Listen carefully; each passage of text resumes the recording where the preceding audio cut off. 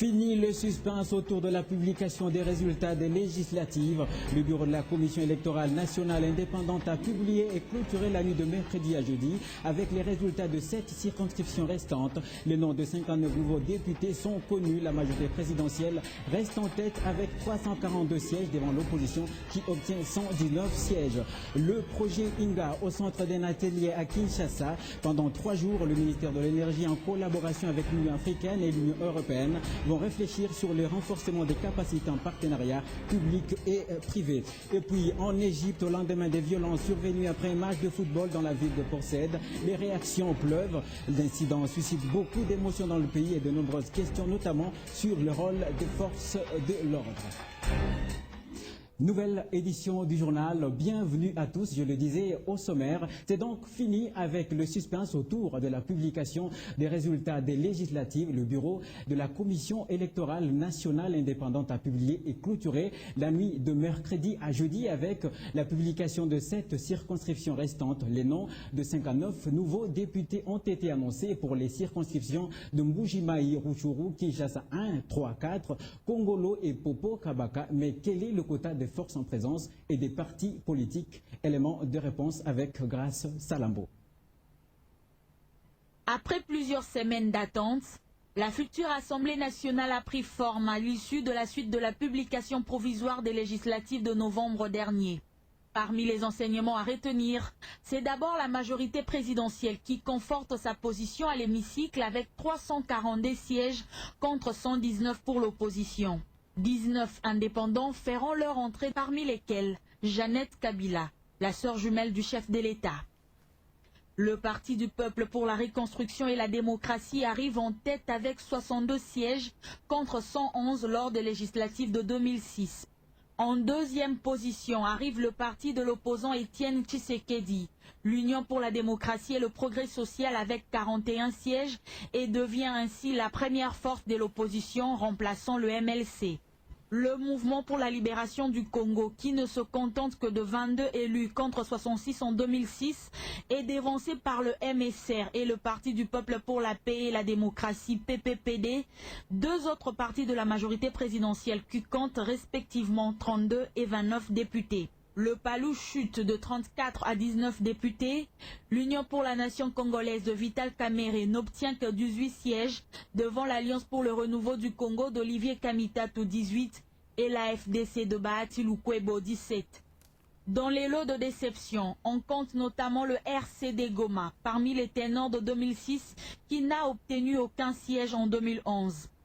Et l'UFC de Léon Kengo qui ne rafle que 4 sièges dans tout le pays. Autre leçon particulière à noter de ces législatives, c'est le renouvellement à plus de 80% de la Chambre basse. 14% seulement des élus de 2006 ont été reconduits. Après la publication, l'heure est à présent au contentieux à la Cour suprême de justice, une démarche tout à fait normale. Taxe sur la valeur ajoutée à Kinshasa, un mois après, l'heure est à l'évaluation des mesures d'application de cette nouvelle réforme fiscale. C'est dans ce cadre que le ministre des Finances et de l'Économie nationale ont fait la ronde des différentes entreprises assujetties à la TVA. Les deux ministres étaient accompagnés des responsables des régies financières de la RDC. C'est une visite qui s'inscrit dans le cadre de l'évaluation des mesures d'application de la taxe sur la valeur ajoutée. Première étape, Marsavco. Ici, toute la délégation composée du ministre des Finances, Matata Pogno, de l'économie nationale, Jean-Pierre Darouezi, et des représentants des régies financières a échangé avec les responsables de cette entreprise. Donc, chez nous, la TVA n'a pas influencé les prix. La taxe sur la valeur ajoutée ne pose aucun problème, car son application est effective. Chez Hasson et Frères, contrairement à ce qui se rencontre dans la ville, pas de hausse des prix suite à l'application de la TVA. Non, nous on se positionne en baissant le prix dans un moment où tout le monde est en train de spéculer. Parce que nous on a compris. Les gens disent qu'Hasson Frères a augmenté le prix. Non. Ça peut avoir un autre article, 1 ou 2%, ça peut arriver. Parce que nous, on est en train d'être contrôlé. Il y a une équipe qui est en train de contrôler, ils sont venus chez nous.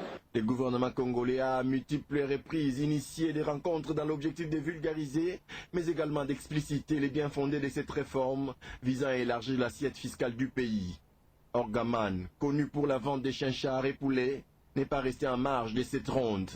Ici, même les grossistes témoignent qu'aucun changement par rapport au prix n'a été observé. Les Indo-Pakistanais et autres Libanais sont pointés du doigt concernant la mauvaise application de la TVA. Bazali belé importateur bazali belé bino moko bokota bokomona ba prix na bango nde baosala ndeti ogama ni prix le la pesi biso ya soso boke na ba maison mosusu botali ba prix na bango basoso bokomona ndenge ezaleli ata sikoyo nde boya boke na ba prix mosusu cher akosakana te toyebi te soki kaka TV yango eza kaka na ogama ni mpe na biso bamama chambre froide. Pain Victoire dans la commune de Lingwala et Mino Kongo Angaliema ont constitué les 2 dernières étapes de cette visite d'inspection. Beaucoup de vagues, dans un sens comme dans un autre. Et vous avez suivi des accusations de toute nature indiquant que la TVA a amené l'augmentation des prix. Pour que vous puissiez écouter la façon dont la TVA est appliquée, pour que vous puissiez entendre de la voix de ceux qui vendent en dernier lieu le pain, la tomate, l'impiodi, les poulets, quel est l'impact de la TVA. Pour les 2 dernières semaines, effectivement, les prix sont en train de baisser parce que les taux d'inflation nationaux pour les 2 dernières semaines sont négatifs. Gouvernement et d'autres parties impliquées s'activent à faire respecter la TVA qui, en principe, ne doit pas être superposée à l'ICA. Des mesures disciplinaires ont été déjà prises, supermarchés et autres boutiques ont été tout simplement scellés, en attendant les principes de la révision de la loi budgétaire de la rentrée parlementaire prochaine. Application de la TVA, toujours les sanctions contre les contrevenants continuent de tomber. Après avoir scellé quelques supermarchés le week-end dernier à Kinshasa, le gouvernement et la police judiciaire ont poursuivi leurs sanctions sur les commerçants véreux pour leur application abusive de la TVA. Mercredi, Farmex et Congo Frais ont vu leurs portes scellées. Mathieu Kamango. La série continue. Après la fermeture de quelques supermarchés à Kinshasa qui ont fait grimper les prix des produits de première nécessité en appliquant à leur guise la TVA. Ce mardi, Farmex, dépôt pharmaceutique sur l'avenue Bakongo, Grand Marché et Congo Frais pour les vivres frais situés à Kingabwa ont vu leurs portes scellées. Le ministère de l'économie nationale, qui travaille avec celui des finances, tient à préciser que la fermeture intervient après les plaintes des consommateurs sur la surfacturation et la vérification par le ministère de l'économie nationale. Une réalité vécue par quelques marchands au grand marché de Kinshasa.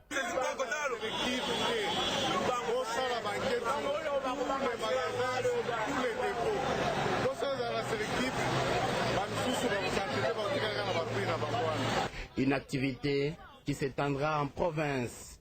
Pour Jean-Pierre Darroisi, ministre de l'économie, l'objectif de cette opération réside en la réduction, voire la stabilisation des prix sur le marché.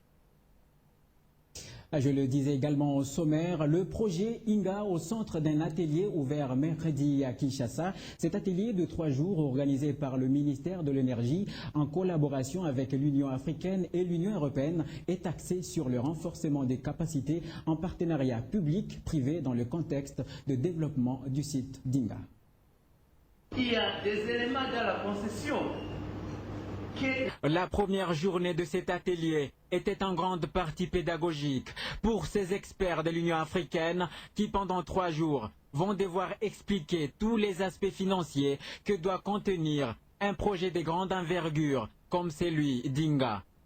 Objectif, contribuer au développement des compétences nécessaires en matière de projets hydro-privés au ministère de l'Énergie de la RDC, de même qu'à d'autres ministères également impliqués dans la réalisation du projet Inga.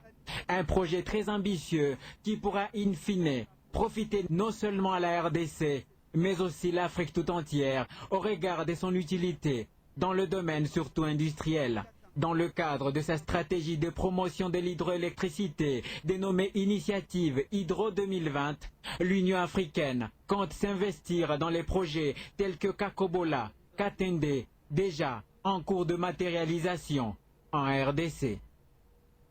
En province, au Katanga, le volet infrastructure se porte bien. Le gouverneur Moïse Katumbi procède ce jeudi au lancement des travaux de réhabilitation de la route de l'aéroport de la Loano vers le centre-ville. Ces travaux entrent dans le cadre de la révolution de la modernité. La nouvelle route aura 8 bandes et facilitera la circulation. Vous en saurez un peu plus dans nos prochaines éditions avec notre correspondant sur place. Et puis en bref, plus de 113 000 réfugiés rwandais vivant en RDC ont été rapatriés par le Haut Commissariat des Nations Unies pour les réfugiés au Rwanda en 2011. Toujours en 2011, 8 350 réfugiés rwandais ont rejoint leur pays. Selon les statistiques, environ 61 481 réfugiés rwandais vivent encore en RDC. Une page culture dans ce journal. C'est mercredi 1er février que le Centre culturel belge de Kinshasa a présenté son agenda pour le mois de février courant, un agenda culturel riche et qui met en avant-plan l'art dans sa globalité, la culture congolaise. À l'occasion, plusieurs artistes au programme ce mois ont donné au public présent à la conférence de presse un avant-goût de leurs œuvres.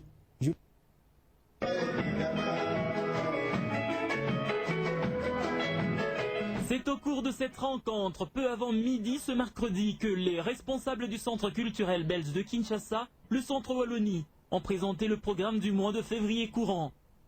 De la peinture au théâtre, en passant par la littérature et la musique, tout est prévu.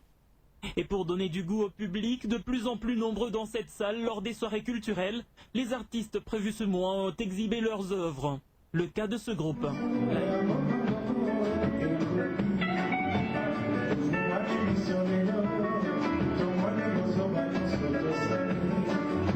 Et parmi les invités figure notamment le chanteur et animateur Kalonji, dit Bill Clinton, fier de cette invitation d'ailleurs. La Centre Wallonie-Bruxelles cherche des gens comme Bill Clinton aussi pour la bonne musique. On va puiser dans des anciennes musiques et le grand ont fait pour que tout le monde moyen qu'on tient un coup de pouce dans la musique. Donc on va essayer de mélanger un tout petit peu. Mais 2012 est aussi l'année durant laquelle le 14e sommet de la francophonie se tiendra à Kinshasa. Et le Centre culturel belge compte s'impliquer considérablement pour la réussite de cette rencontre hautement culturelle. Évidemment, la RDC peut compter sur Wallonie et Bruxelles pour tout ce qu'ils souhaitent et en tout cas faire de cet événement une pleine réussite à la dimension du Congo. Et le Congo est grand. Le mois de février sera donc un mois richement culturel au Centre Wallonie-Bruxelles de Kinshasa. Page sportive, nous recevons Valdo Sumoyamba sur ce plateau. Bienvenue. Merci Claude. Voilà, la phase de groupe de la 28e Coupe d'Afrique des Nations s'est clôturée hier avec les 2 derniers matchs dans le groupe D avec la qualification du Ghana et du Mali. Et c'est exact, Ghanéens et Maliens rejoignent ainsi le quart des finales de cette 28e Coupe d'Afrique des Nations. Ils étaient partis à 16 le 21 janvier. Ils ne sont plus que 8 pour cette étape des quarts des finales et nous allons revoir les buts ghanéens et guinéens d'hier. Les 2 équipes se sont neutralisées sur le score d'un but partout, un score qui est en défaveur bien sûr de la Guinée. Nous allons voir d'abord en 28e minute Djema Badou qui là sort une frappe inédite qui va s'éloger dans le cuir. C'est pratiquement l'ouverture du score. On ne joue que depuis 28 minutes et là les Ghana prend l'avantage devant la Guinée-Conakry. Mais on va également, ça c'est pratiquement le même but que nous sommes en train de voir et c'est la fête. Les Ghana croyaient faire le maximum de points dans ces groupes, mais non, la Guinée-Conakry va revenir à la marque. Bien sûr, on jouait les temps additionnels de cette première 45 minutes avec cette réalisation qui pratiquement s'est soldée sur, qui a permis ainsi aux Guinéens d'égaliser à la 47e minute. Donc on jouait déjà les temps additionnels. Un but partout, c'était le score entre les 2 nations. De l'autre côté, les Botswana jouaient également contre les Mali. Les Mali qui s'est déveillé une victoire pour se qualifier au prochain tour de cette compétition. Les Mali s'est donc imposé devant le Botswana et pourtant les Maliens se sont fait peur. Ils étaient menés 1-0 mais ils se sont ressaisis en marquant 2 autres buts et les 2 buts-là les ont permis ainsi de se qualifier au prochain tour. Dans ce groupe D, c'est Ghanéens et Maliens qui rejoignent ainsi le quart des finales. Donc plus de peur que de mal.